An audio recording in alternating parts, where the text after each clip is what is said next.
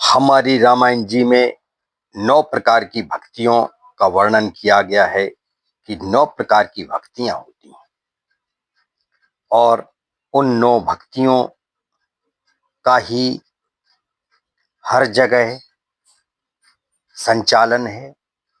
वो 9 भक्तियां ही हमारे ग्रंथों में, हमारे पुराणों में, हमारे जितनी भी आध्यात्म की पुस्तकें हैं उनका ही चलन है। तो वो जो 9 भक्तियां हैं वो किस प्रकार से हैं? प्रथम भगति संतन कर संगा। प्रथम भगति जो है वो कौन सी है? संतन कर संगा, माने अर्थात संतों का साथ, उनके साथ उनका ज्ञान लेना, उनके साथ वार्तालाप करना, उनके साथ धैर्य पूर्वक उनकी आचार विचार, उनकी आचरणों पर चलना, उनकी बातों को सुनना, उनके उपदेशों को सुनना, ये प्रथम भगति। दूसरी रति मम कथा प्रसंगा। दूसरी रति मम कथा प्रसंगा।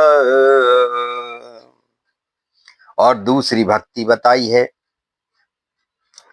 कि भगवान की जो कथा है उसमें लीन होना, उसमें अपने आप को बिल्कुल गोते लगाना, उसका पालन करना, उसको सुनना और सुनने के साथ साथ हमारे आचरण में उसको उतारना, उसके अनुकरण पर चलना, उसका अनुकरण करना और उसके अनुसार ही सदाचार में रहना, ये दूसरी भक्ति है। गुरुपद पंकज सेवा तीसरी भक्ति अमान। तीसरी भक्ति गुरु की जो चरण कमल है उनकी सेवा करना। तीसरी भक्ति बताई है कि इस दुनिया में चाहे ईश्वर हो, चाहे मनुष्य हो, नर किन्नर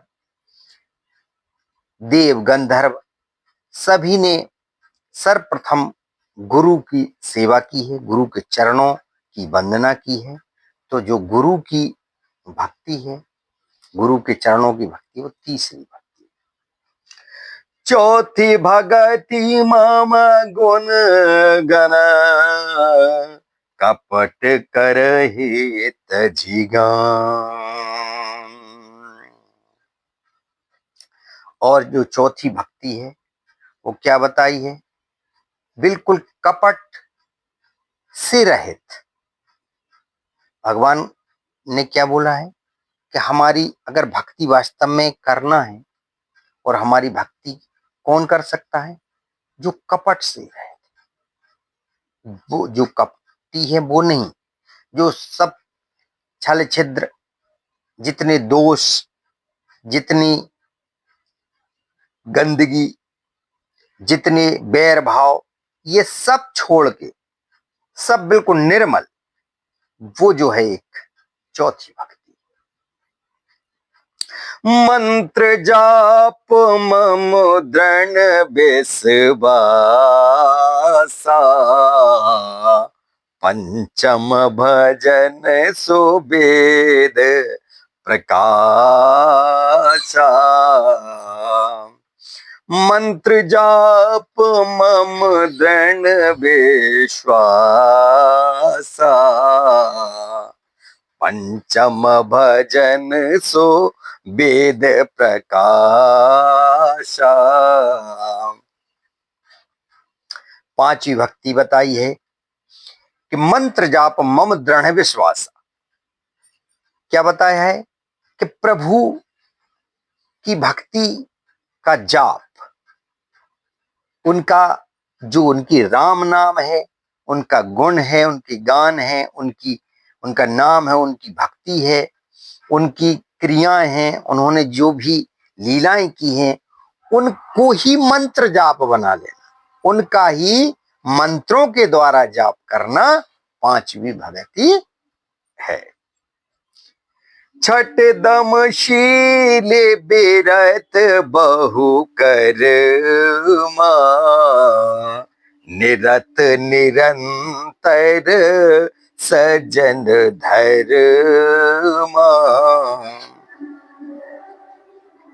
और छठवीं जो भक्ति बताई है वो क्या बताई है?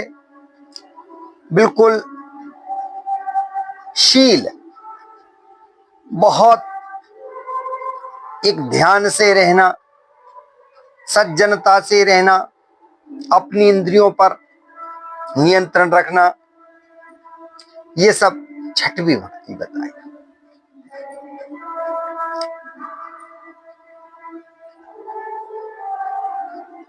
और सातव सम मोहि मैं जग देखा, मोते अधिक संत कर लेखा। सातवीं भक्ति बताई है कि इस संसार को मेरे युक्त देखना, इस संपूर्ण संसार को मेरे अनुसार, मेरे ही, क्योंकि मेरे द्वारा इस संसार की रचना की गई है।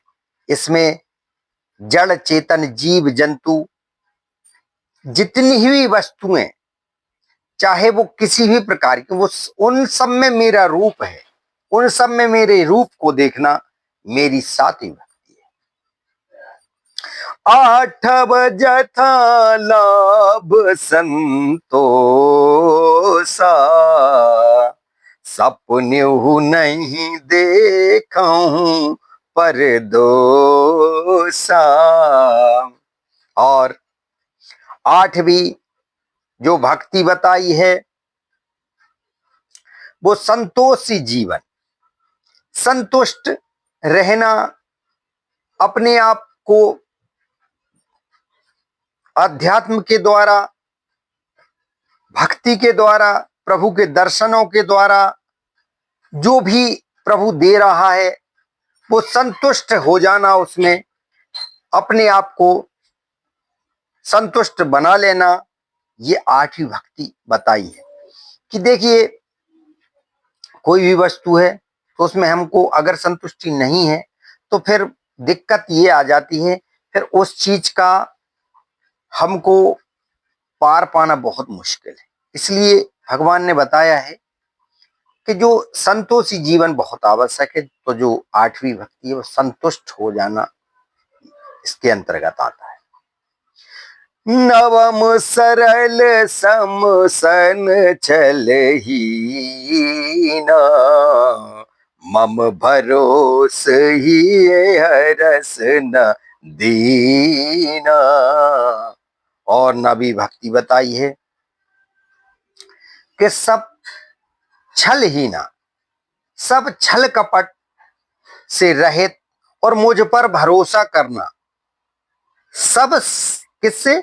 छल कपट को छोड़कर।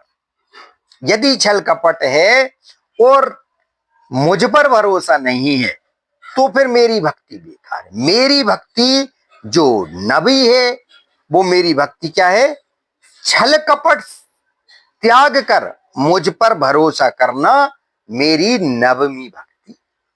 यानी प्रभु ने कहा है कि सब कुछ त्याग कर, अगर आप छल युक्त रहते हैं, छल से परिपूर्ण रहते हैं, कपट से परिपूर्ण रहते हैं, द्वेष से परिपूर्ण रहते हैं, विश्वासघात से परिपूर्ण, अविश्वास बढ़ाते हैं, अविश्वास का घड़ा भरे हुए हैं, मिथ्यावादी हैं